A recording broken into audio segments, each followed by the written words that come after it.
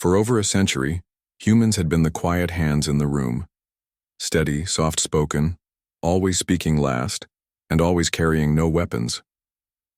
When Earth joined the Galactic Council, it did so not with fleets or force, but with ideas, proposals, and carefully chosen words. While other species flaunted armadas and border walls, humanity showed up with culture packs, food samples, and binding resolutions for peace. They helped negotiate 3 major treaties, diffused 2 succession wars, and kept countless skirmishes from turning into star-wide conflicts. And yet, despite this, many among the older species of the galaxy quietly dismissed them. Some even joked that humans were diplomats of dust, spreading words like sand, never amounting to anything solid. They were polite, yes, but also predictable. Harmless, weak. That belief held strong until what happened in the Virulon Verge. It began like any other dispute.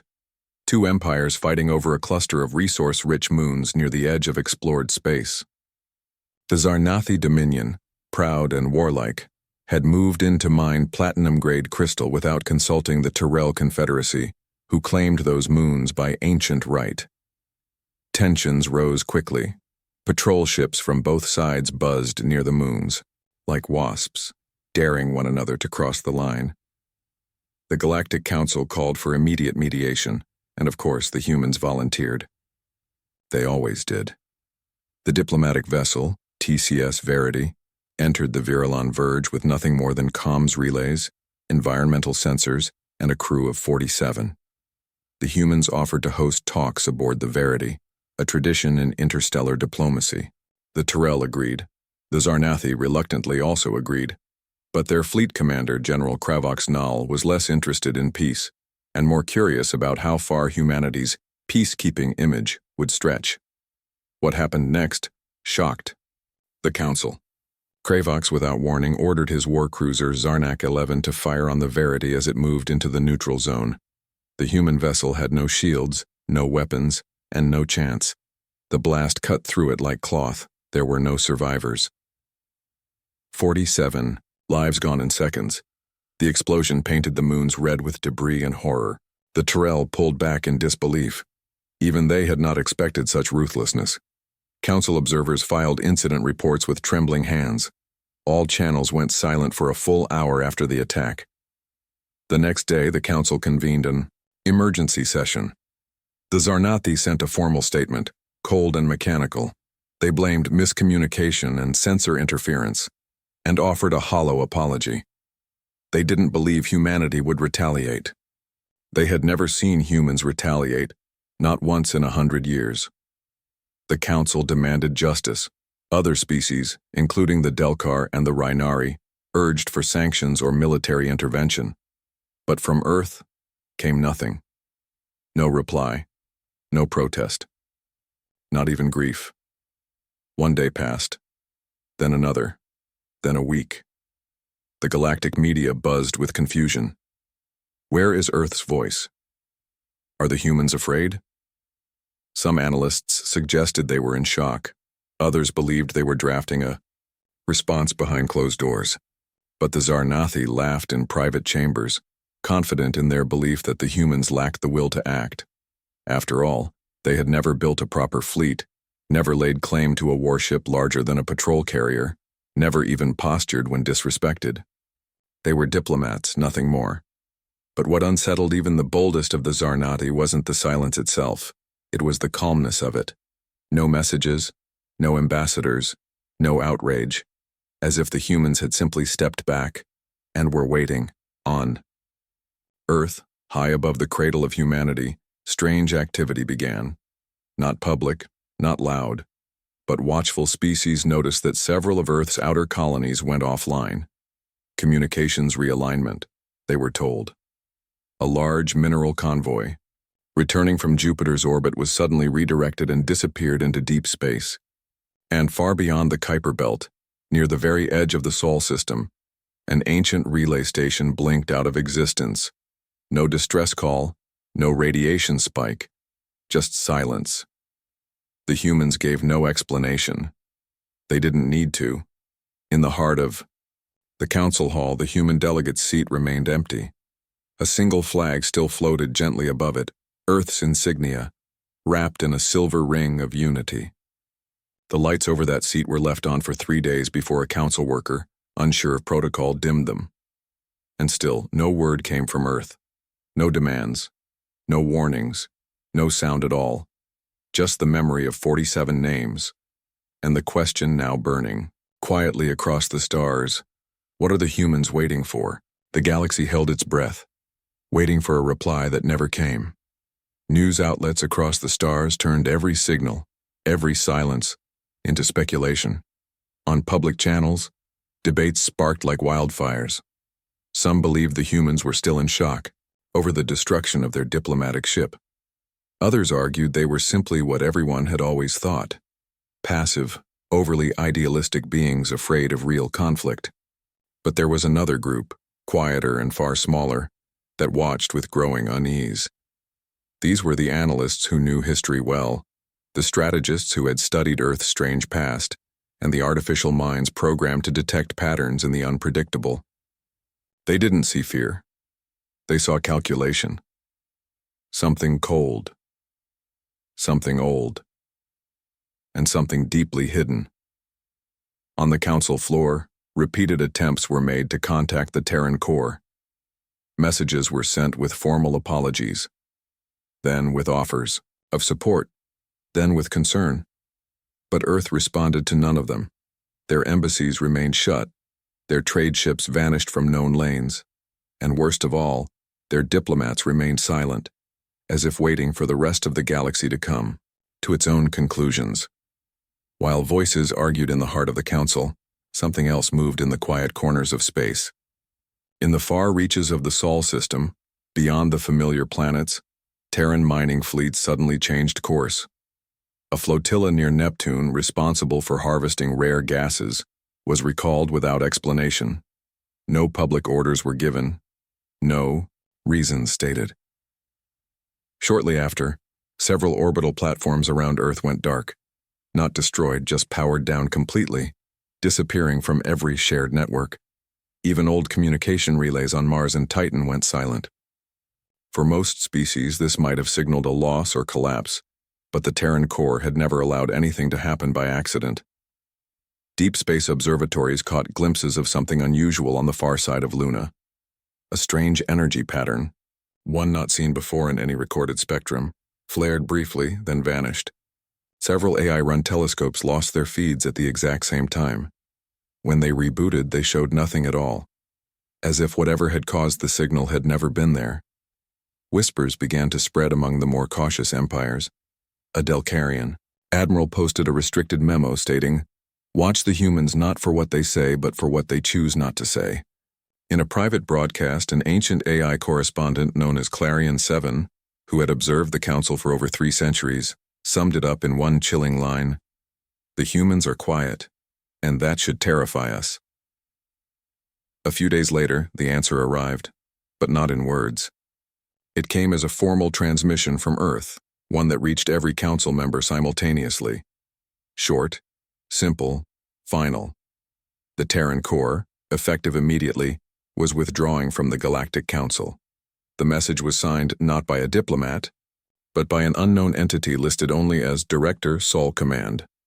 With it came an attachment, an ancient legal clause forgotten by most, buried deep in the original treaties formed when Earth joined the Council. Few had ever read it. Even fewer believed it would ever be used. But now it had been invoked. The Treaty of Sol Reversion. The clause was blunt and difficult to interpret fully, but its meaning was clear. If the sovereignty or security of Earth was ever violated by a member species of the Council without appropriate justice rendered, humanity reserved the right to dissolve all diplomatic and cooperative ties and return to a state of total strategic autonomy. In other words, they would no longer be bound by Council law, oversight, or limitation. The humans had built this escape clause into their own joining agreement long ago, when no one had seen them as a serious threat. At the time, it had seemed like a cultural oddity, an old world species trying to feel important. No one had challenged it.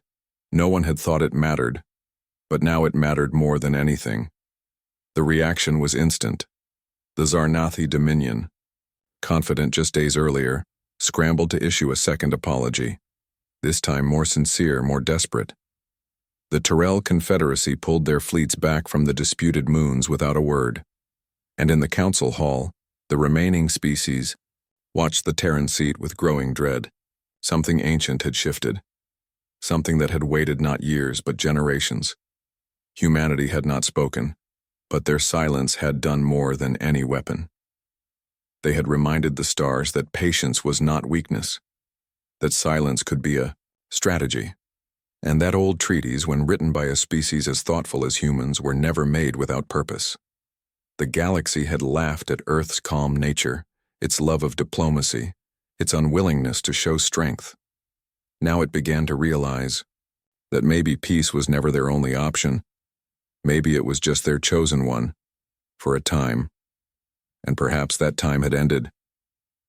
Beyond the asteroid belt, hidden in regions long declared uninhabited, ghost signals began to emerge, encrypted bursts in ancient Terran code, patterns too precise to be random. Some thought they were test signals. Others believed they were commands, waking something that had been sleeping. Whatever the truth was, one thing had become clear. The stars were about to move, and humanity would not be asking for permission. For days, the galaxy watched as humanity vanished. Across 17 star systems, once busy communication lines from human colonies went dark. Trade hubs shut down. Long-range probes stopped transmitting. Human embassies, once open and always ready for discussion, closed their doors without warning. No explanations were given. No messages were sent. Even long-trusted allies were locked out. It was as if Earth had pulled a curtain around itself and disappeared behind it. What remained was only silence, and a strange kind of order to it, as though everything was unfolding according to a plan no one else understood. Ships that once patrolled peaceful trade routes were nowhere to be found. Satellites disappeared from tracking systems.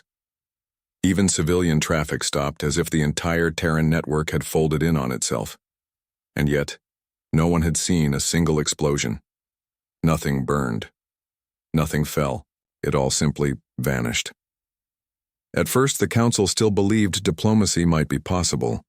Some hoped the humans were just regrouping, perhaps mourning. A few delegates even suggested Earth might be open to talks again if enough time passed. But deep in Zarnathi space, the illusion shattered. It began with a sensor ping, small, almost missed, on the edge of Sector Yaros 9, where the Dominion's outer defense line stretched like a chain of fortresses across their border.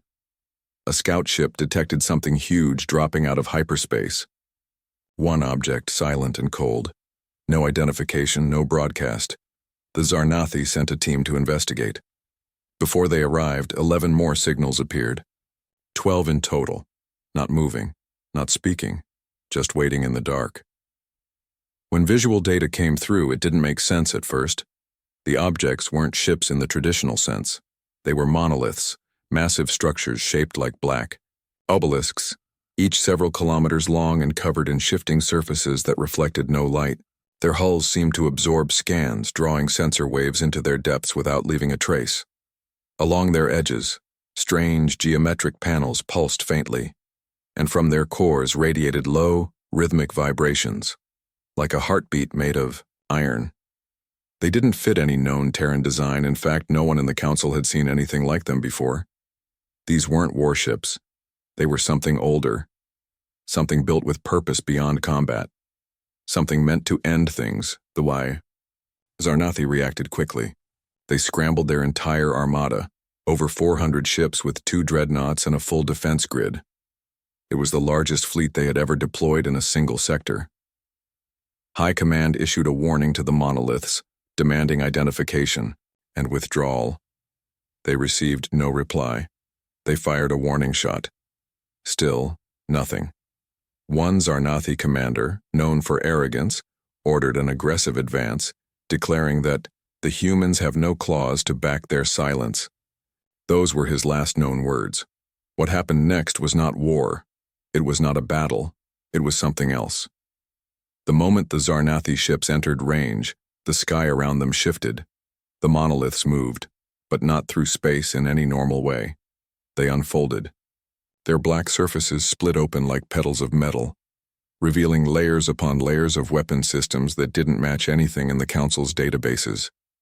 Lances of light that curved mid-air, kinetic pulses that distorted space, projectiles that appeared without launch. In less than 7 minutes, every Zarnathi ship was gone. Not just destroyed, erased. No escape pods. No wreckage. Not even signal debris. The dreadnoughts, once symbols of power, disintegrated mid-maneuver as if they had never existed. Ground stations watching from nearby moons sent frantic transmissions, only to fall silent seconds later. Across the Council, panic spread like fire. The Zarnathi Dominion went into emergency lockdown. Dozens of species called for immediate ceasefires across unrelated conflicts. Some lesser powers pulled their fleets back from shared borders with human colonies, not because they expected an attack, but because they had no idea what might come next. For a long time, the Council Hall said nothing. No arguments, no speeches. Just the quiet sound of fear sinking into every corner of the galaxy's most powerful chamber. Even those who had mocked Earth's silence now understood it for what it was. A warning. A silence chosen, not from weakness, but from patience. The monoliths, still unnamed, did not advance after the destruction.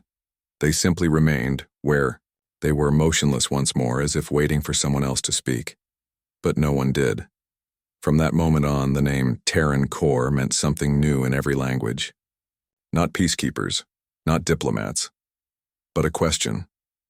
How long had they been planning? How long had they waited? And what else had they built, hidden in the cold black of space beneath that quiet surface of peace? No answers came from Earth, no statements, no demands, only silence.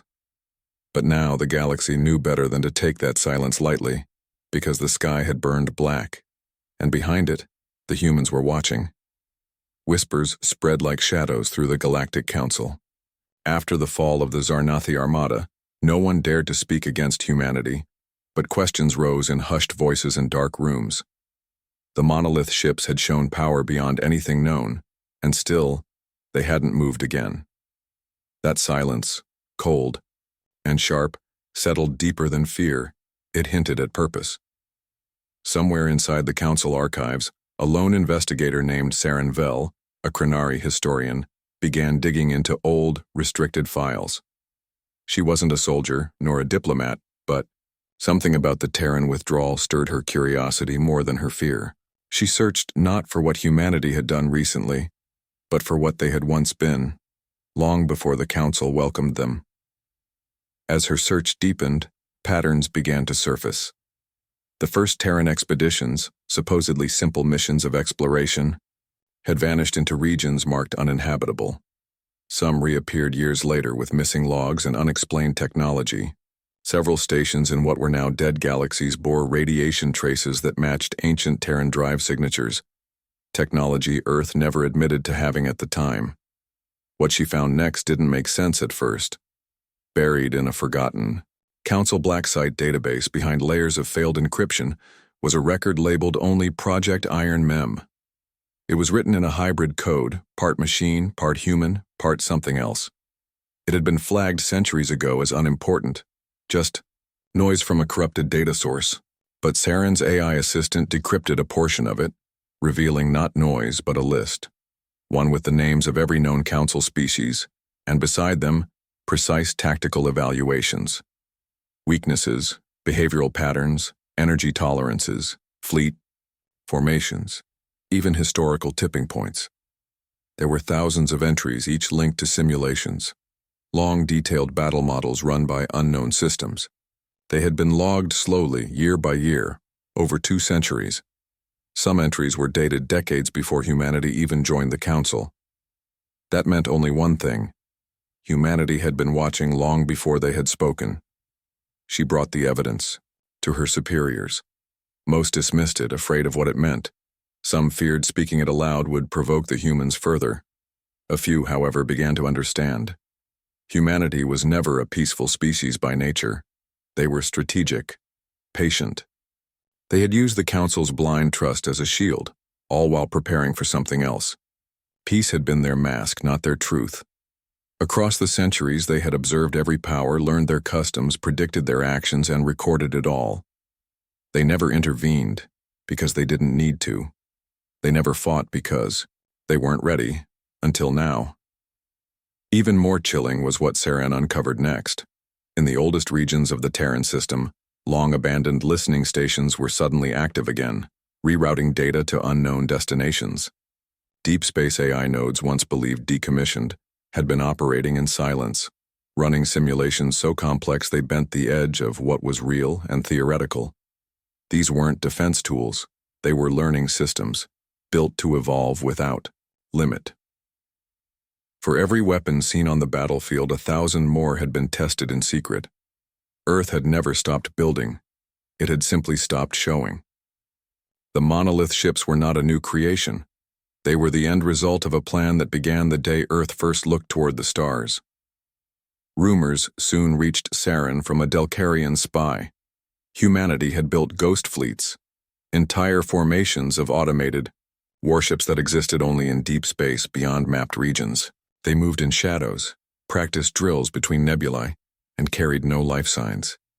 Their only purpose was survival without notice. These fleets, if real, were already active. Worse, there were reports of iron havens, secret Terran outposts, hidden inside black holes, where AI minds trained in perfect isolation. These were not defensive measures. They were preparation stages for something far greater than survival: control. As the Council argued over what to do, Earth remained silent. No response, no denial, no justification. But every now and then, a signal would break through the quiet, short, precise bursts of code from unknown sources. They were not threats. They were markers, coordinates, timelines, like reminders that everything happening had been expected. Earth was not improvising. They were simply following a sequence. Saren, now considered a threat by her own government, went into hiding, leaving her final report with a trusted contact. In it, she wrote a single line. Humanity did not plan for war. They planned for the end of all resistance to their will. It was not malice, she claimed. It was certainty. The certainty of a species that had once known chaos on their own world, who had crawled out of ruin more than once and who had learned the value of waiting.